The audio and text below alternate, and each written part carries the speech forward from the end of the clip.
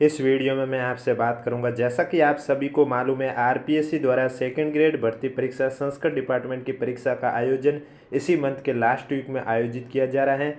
तो इस बीच आज मैंने आपके लिए स्टार्ट की है आरपीएससी सेकंड ग्रेड एग्जाम में पूछे गए साइकोलॉजी के प्रश्नों के संग्रह के पार्ट फर्स्ट की चर्चा करूंगा। डेली आपको ये क्लास इसी समय इस यूट्यूब चैनल पर देखने को मिलेगी, इसलिए वीडियो पसंद आए तो वीडियो को लाइक करें और चैनल जरूर सब्सक्राइब करें। और पीडीएफ आपको कैसे मिलेगी, तो पीडीएफ के लिए आपको क्या करना होगा, हमारी मेंबरशिप ज्वाइन करनी होगी। और मेंबरशिप ज्वाइन के लिए आपको क्या करना होगा, सबसे पहले हमारे यूट्यूब चैनल पर जाना है, चैनल को सब्सक्राइब करना है। उसके बाद आपको यहाँ पर एक ज्वाइन का ऑप्शन देखने को मिलेगा, आपको ज्वाइन पर क्लिक कर देना है। जैसे ही आप ज्वाइन पर क्लिक करोगे तो आपके सामने इस तरह से पेज ओपन होगा, जिसमें 29 रुपये पर मंथ है, यानी कि इस मंथ के लास्ट तक 29 रुपये में आपके जितने भी मैं कंटेंट करवा रहा हूँ उन सब की पीडीएफ आपको मैं दूंगा, और मैं आपको पीडीएफ में भी आंसर के साथ दूंगा। तो इसके लिए आपको यहाँ से पेमेंट करना होगा। जैसे ही आप पेमेंट करोगे उसके बाद वापस से हमारे यूट्यूब चैनल पर जाना है, और पोस्ट में जब आप जाओगे तो वहाँ आपको एक लिंक दिखाई देगा टेलीग्राम का पीडीएफ के लिए। ये लिंक सिर्फ और सिर्फ मेंबर्स ओनली को ही दिखाई देगा, सभी को नहीं दिखाई देगा। जिन्होंने मेंबरशिप ज्वाइन की है उन्हीं को ही दिखाई देगी, और उन्हें ये लिंक पर क्लिक करके टेलीग्राम चैनल को ज्वाइन कर लेना, और उसके बाद चैनल पर हाय या हेलो मैसेज कर देना, जिसके बाद ही आपको पीडीएफ मिल सकती है। तो पीडीएफ के लिए मैंने आपको बता दिया है, ये प्रोसेस करना है, आपको पीडीएफ मिल जाएगी। बाकी वीडियो पसंद आए तो वीडियो को लाइक जरूर करें, चैनल जरूर सब्सक्राइब करें, क्योंकि साइकोलॉजी के क्वेश्चन जो कि आरपीएससी सेकंड ग्रेड भर्ती परीक्षा में पूछे गए हैं उनके बारे में मैं चर्चा करूंगा। और ये क्लास आपको कल भी मिलेगी इसी तरह इस यूट्यूब चैनल पर, और परसों भी देखने को मिलेगी। तो क्वेश्चन नंबर फर्स्ट आप देख सकते हैं, स्क्रीन पर लिखा हुआ है, निम्न में से कौन सी कोहलबर्ग के नैतिक विकास के सिद्धांत की स्वीकृत अवस्था नहीं है। आपके पास ऑप्शन है भूमिका संदेह अभिमुखता, सामाजिक अनुबंध विधिसम्मत अभिमुखता, दंड तथा आज्ञा पालन अभिमुखता, या सार्वभौमिक नैतिक सिद्धांत अभिमुखता। तो इसमें जो आपका करेक्ट आंसर हो जाएगा, भूमिका संदेह अभिमुखता आपके कोहलबर्ग के नैतिक विकास के सिद्धांत की स्वीकृत अवस्था नहीं है, बाकी सभी अवस्था है। तो इसमें जो आपका करेक्ट आंसर है वो हो जाएगा ए। नेक्स्ट क्वेश्चन है, निम्नलिखित में से सीखने की कौन सी विशेषता नहीं है। सीखना एक जीवन पर्यंत प्रक्रिया है, सीखना लक्ष्य प्राप्ति में मदद करता है, सीखना केवल औपचारिक है, सीखना अभिप्रेरणा और परिपक्वता पर निर्भर होता है।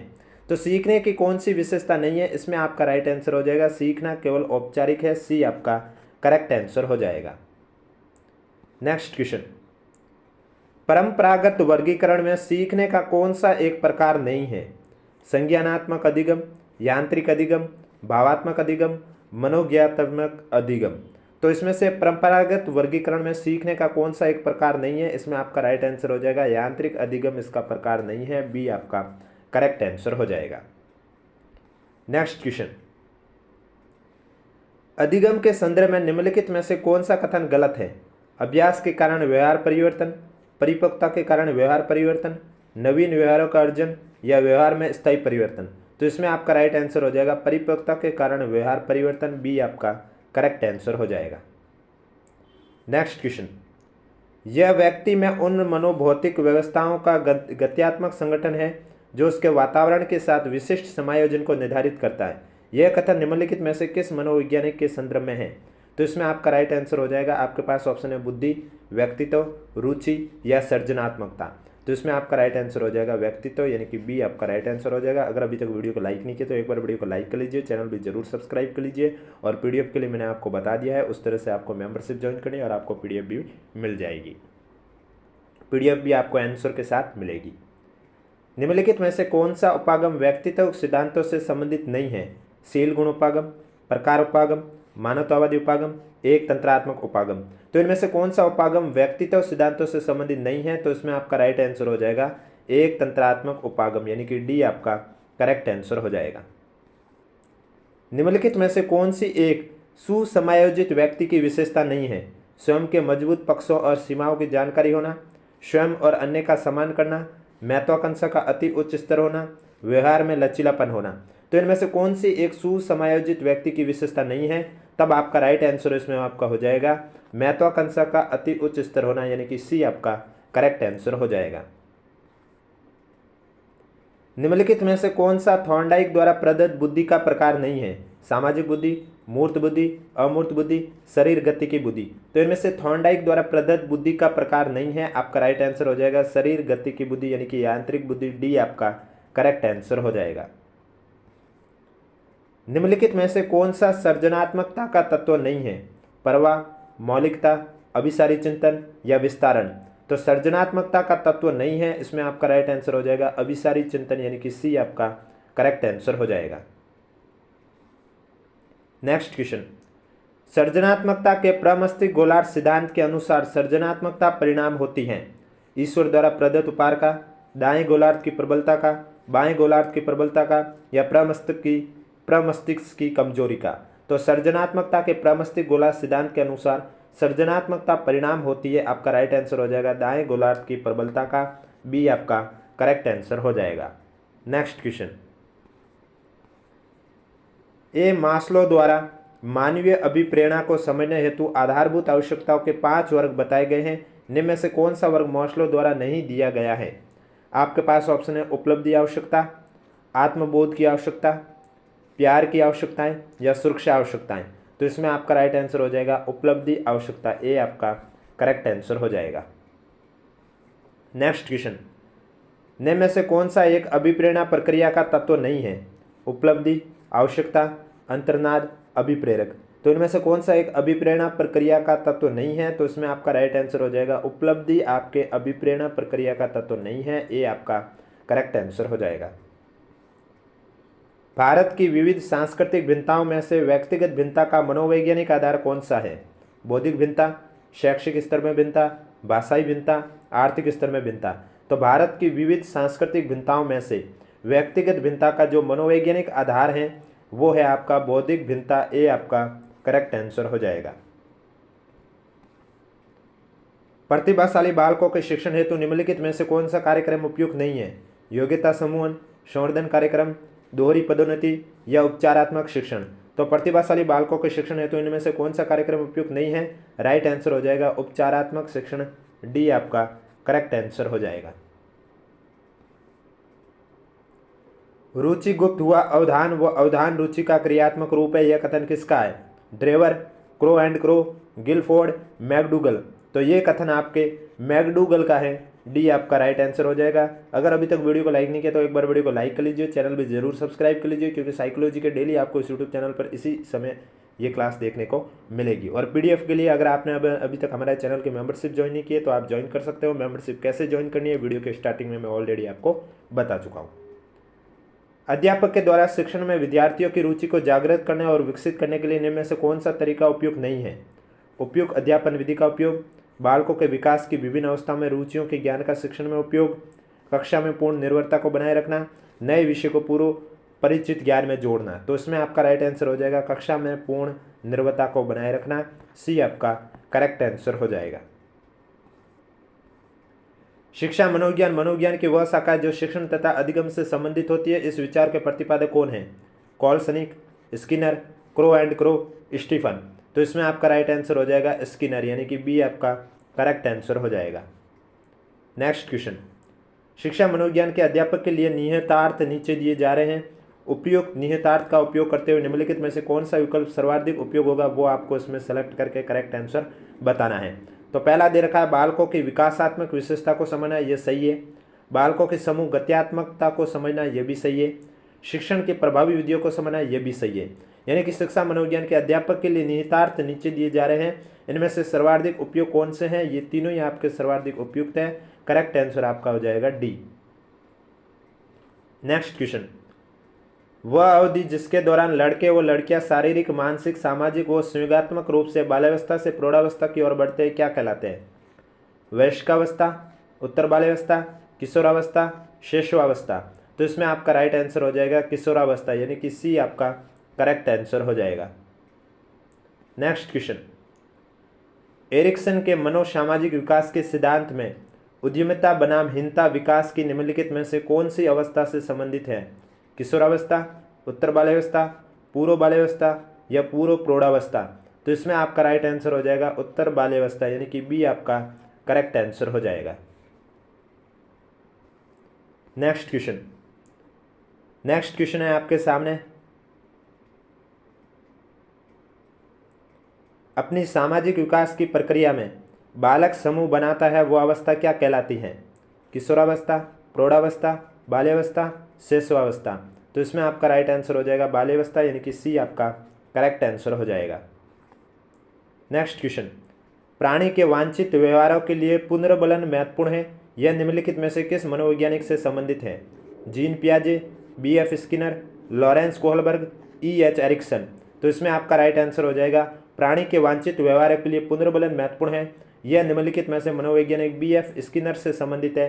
करेक्ट आंसर आपका हो जाएगा बी। नेक्स्ट क्वेश्चन, अधिगम धीरे धीरे होता है ना कि अंतर्दृष्टि युक्त, यह निम्नलिखित में से किस मनोवैज्ञानिक से संबंधित है?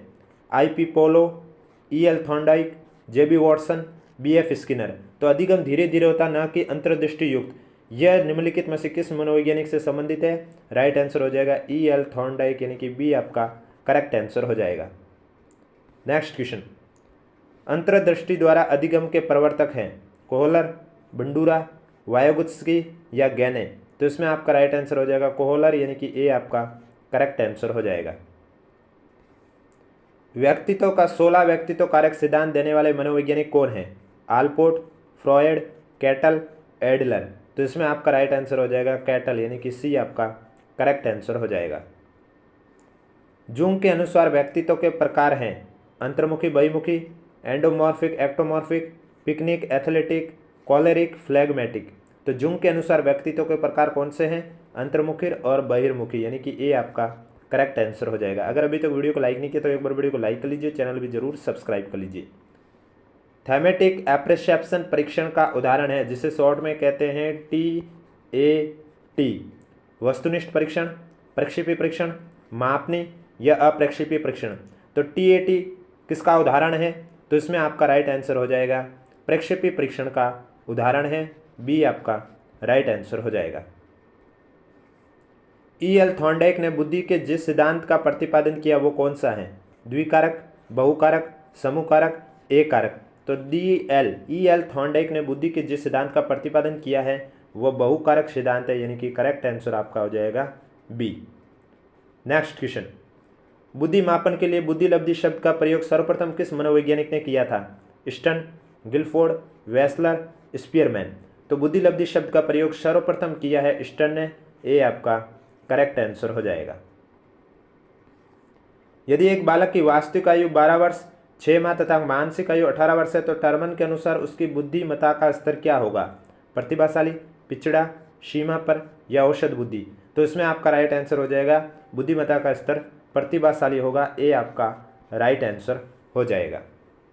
नेक्स्ट क्वेश्चन, ये सभी क्वेश्चन आपके आरपीएससी द्वारा सेकंड ग्रेड भर्ती परीक्षा में पूछे गए साइकोलॉजी के क्वेश्चन है। और भी क्वेश्चन है वो भी मैं आपको करवाऊंगा कल इसी यूट्यूब चैनल पर इसी समय, इसलिए अगर अभी तक आपने चैनल सब्सक्राइब नहीं किया है तो चैनल जरूर सब्सक्राइब करें। यदि कोई बालक अपने निष्पादन में श्रेष्ठता को प्राप्त करना चाहता है तब उसमें से कौन सा अभिप्रेरणात्मक बल कार्य करता है? उपलब्धि अभिप्रेरणा, शक्ति अभिप्रेरणा, परोपकारिता अभिप्रेरणा, शमन बनाने की अभिप्रेरणा।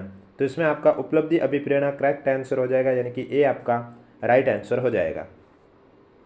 नेक्स्ट क्वेश्चन, अभिप्रेरणा की प्रक्रिया का आरंभ होता है अभिप्रेरकों से, उद्दीपनों से, आवश्यकताओं से, चालकों से। तो इसमें आपका राइट आंसर हो जाएगा अभिप्रेरणा की प्रक्रिया का आरंभ आवश्यकताओं से होता है, सी आपका करेक्ट आंसर हो जाएगा। नेक्स्ट क्वेश्चन, कक्षा 8 के एक बालक को निम्न में से किस मुख्य विशेषता के आधार पर प्रतिभाशाली कहेंगे? विविध पाठ्य सहगामी क्रियाओं में सहभागिता के लिए, उच्च बुद्धिलब्धि के लिए, सामान्य से अधिक लंबाई चौड़ाई के लिए या सभी के साथ सहयोगात्मक व्यवहार। तो कक्षा 8 के एक बालक को किस विशेषता के आधार पर प्रतिभाशाली कहेंगे? तो उसकी एक विशेषता उच्च IQ यानी कि उच्च बुद्धिलब्धि के कारण उसे प्रतिभाशाली कहेंगे, बी आपका करेक्ट आंसर हो जाएगा। निम्न में से कौन सा मनोवैज्ञानिक रूप से व्यक्तिगत भिन्नता का आधार है? आर्थिक भिन्नता, जातिगत भिन्नता, धार्मिक भिन्नता, बौद्धिक भिन्नता। तो इसमें आपका राइट आंसर हो जाएगा बौद्धिक भिन्नता, यानी कि डी आपका करेक्ट आंसर हो जाएगा। नेक्स्ट क्वेश्चन, किसी वस्तु या घटना पर ध्यान देने और उसे पसंद करने का गुण है अभिरुचि, अभिवर्ती, अभिक्षमता, सृजनात्मक। तो इसमें आपका राइट आंसर हो जाएगा अभिरुचि किसी वस्तु या घटना पर ध्यान देने और उसे पसंद करने का गुण है, ए आपका करेक्ट आंसर हो जाएगा। अभिक्षमता के लिए निम्न में से कौन सा कथन सही नहीं है? यह भावात्मक पक्ष से संबंधित है, यह एक जन्मजात गुण है, यह एक विशिष्ट योग्यता है, यह भावी सफलताओं की ओर संकेत करती है। तो अभी क्षमता के लिए कौन सा कथन सही नहीं है? आपका राइट आंसर हो जाएगा ये भावात्मक पक्ष से संबंधित है, ए आपका करेक्ट आंसर हो जाएगा। नेक्स्ट क्वेश्चन, शिक्षा मनोविज्ञान के संदर्भ में निम्न में से कौन सा कथन सर्वाधिक उपयुक्त है वो आपको बताना है। पहला दे रखा है, शिक्षा मनोविज्ञान अधिगमकर्ता के व्यवहार के साथ कार्य करता है। शिक्षा मनोविज्ञान बालक की वृद्धि और विकास का अध्ययन है। शिक्षा मनोविज्ञान व्यक्ति के अधिगम और अनुभव की व्याख्या करता है। शिक्षा मनोविज्ञान शैक्षिक परिस्थितियों के मनोवैज्ञानिक आयामों का अध्ययन है। तो शिक्षा मनोविज्ञान के संदर्भ में निम्नलिखित में से कौन सा कथन सर्वाधिक उपयुक्त है? इसमें आपका राइट आंसर हो जाएगा डी, शिक्षा मनोविज्ञान शैक्षिक परिस्थितियों के मनोवैज्ञानिक आयामों का अध्ययन है। डी आपका करेक्ट आंसर हो जाएगा। निम्नलिखित में से शिक्षा मनोविज्ञान की प्रकृति को दर्शाने वाला सर्वाधिक सही उत्तर कौन सा है? अनुप्रयुक्त मनोविज्ञान, जंतु मनोविज्ञान, विकासात्मक मनोविज्ञान, संज्ञानात्मक मनोविज्ञान। तो इसमें आपका राइट आंसर हो जाएगा अनुप्रयुक्त मनोविज्ञान, ए आपका करेक्ट आंसर हो जाएगा। नेक्स्ट क्वेश्चन, व्यवहार में किसकी परिवर्तन वर्दी है? मात्रात्मक, गुणात्मक, संज्ञानात्मक, मनोज्ञात्मक। तो व्यवहार में आपके मात्रात्मक परिवर्तन वर्दी है, ए आपका करेक्ट आंसर हो जाएगा। वर्दी के संबंध में कौन सा तथ्य सही नहीं है? वर्दी मात्रात्मक परिवर्तन है, वर्दी के कारण कार्य क्षमता में परिवर्तन होता है, वर्दी परिपक्वता के बाद रुक जाती है, सामान्यतः वर्दी विकास में योगदान देती है पर हमेशा नहीं। तो वर्दी के संबंध में कौन सा तथ्य सही नहीं है? बी जो दे रखा, वर्दी के कारण कार्य क्षमता में परिवर्तन होता है, यह सही नहीं है, यानी कि बी आपका करेक्ट आंसर हो जाएगा। नेक्स्ट क्वेश्चन, निम्नलिखित में से कौन से मनोवैज्ञानिक प्रकार्यवाद से संबंधित नहीं है? William James, John Dewey, James R Angell, E B Titchener. तो इनमें से प्रकार्यवाद से संबंधित नहीं है, आपका राइट आंसर हो जाएगा ईबी टीचेनर, डी आपका राइट आंसर हो जाएगा। और अगर अभी तक वीडियो को लाइक नहीं किया तो एक बार वीडियो को लाइक कर लीजिए, चैनल भी जरूर सब्सक्राइब कर लीजिए। विकास की कौन सी अवस्था में नार्सिसिज्म का गुण अत्यंत प्रबल होता है, यानी कि स्व प्रेम की भावना? शैशवावस्था, बाल्यावस्था, आरंभिक वयस्कावस्था या उत्तर किशोरावस्था। तो इसमें आपका जो करेक्ट आंसर है वो हो जाएगा शैशवावस्था का गुण अत्यंत प्रबल होता है स्व प्रेम की भावना में। नेक्स्ट क्वेश्चन, किशोरावस्था को तनाव और तूफान की अवस्था किसने कहा है? रॉस, वैलेंटाइन, स्टैनले हॉल, बिगी तथा हंट। तो किशोरावस्था को तनाव और तूफान की अवस्था कहा गया है स्टैनले हॉल द्वारा, सी आपका करेक्ट आंसर हो जाएगा। किशोरावस्था के अंत तक मांसपेशियों का भार शरीर के कुल भार का कितने प्रतिशत हो जाता है? 33, 45, 40, 21। तो किशोरावस्था के अंत तक मांसपेशियों का जो भार है शरीर के कुल भार का 45% हो जाता है, बी आपका करेक्ट आंसर हो जाएगा। निम्नलिखित में से कौन सी जीन पियाजे द्वारा प्रदत्त मूर्त संक्रियात्मक अवस्था की विशेषता नहीं है?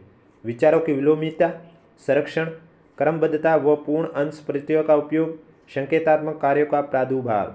तो इनमें से कौन सी जीन पियाजे द्वारा प्रदत्त मूर्त संक्रियात्मक अवस्था की विशेषता नहीं है?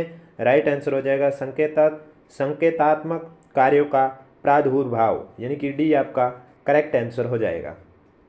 नेक्स्ट क्वेश्चन, बालकों की बुद्धि को मापने के लिए पहला बुद्धि परीक्षण का निर्माण किसने किया? जे.एम. कैटल, अल्फ्रेड बिने, स्टेनबर्ग या वेस्लर। तो बालकों की बुद्धि को मापने के लिए पहला बुद्धि परीक्षण का निर्माण किया है आपके अल्फ्रेड बिने ने, बी आपका करेक्ट आंसर हो जाएगा। निम्नलिखित में से कौन सा घटक गिलफर्ड द्वारा प्रदत्त बुद्धि की संरचना मॉडल के विषय वस्तु को विमा का नहीं है? आकृतिक, संज्ञान, सांकेतिक, शाब्दिक। तो राइट आंसर हो जाएगा संज्ञान, यानी कि बी आपका करेक्ट आंसर हो जाएगा। निम्नलिखित में से कौन सा क्रेचमर द्वारा प्रदत्त व्यक्तित्व के शरीर रचना सिद्धांत के वर्गीकरण का एक प्रकार है? गोलाकृति, आयताकृति, दुर्बल या लंबाकृति। तो इसमें आपका राइट आंसर हो जाएगा दुर्बल, यानी कि सी आपका करेक्ट आंसर हो जाएगा। बेलक ने व्यक्तित्व मापन के लिए तैयार किए गए बालकों के प्रसंग बोध परीक्षण हेतु क्या आयु वर्ग रखा था? 0 से 5, 2 से 5, 3 से 10, 5 से 10। तो इसमें आपका राइट आंसर हो जाएगा 3 से 10 वर्ष, सी आपका करेक्ट आंसर हो जाएगा। नेक्स्ट क्वेश्चन, निम्नलिखित में से कौन सी अधिगम की सही विशेषता नहीं है? अधिगम कोई परिणाम न होकर एक प्रक्रिया है। अधिगम प्रक्रिया सदैव ही उद्देश्यपूर्ण होती है। अधिगम अभ्यास, प्रशिक्षण तथा अनुभव पर आधारित होता है। मूल प्रवृत्ति तथा प्रतिक्षेपी क्रिया की वजह से व्यवहार में आया परिवर्तन अधिगम है।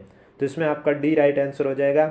मूल प्रवृत्ति तथा प्रतिक्षेपी क्रिया की वजह से व्यवहार में आया परिवर्तन ही अधिगम है। नेक्स्ट क्वेश्चन, निम्नलिखित में से कौन सा जोड़ा मूल प्रवृत्ति समय के अनुरूप सही नहीं है, जैसा कि मैकडूगल ने उल्लेख किया था?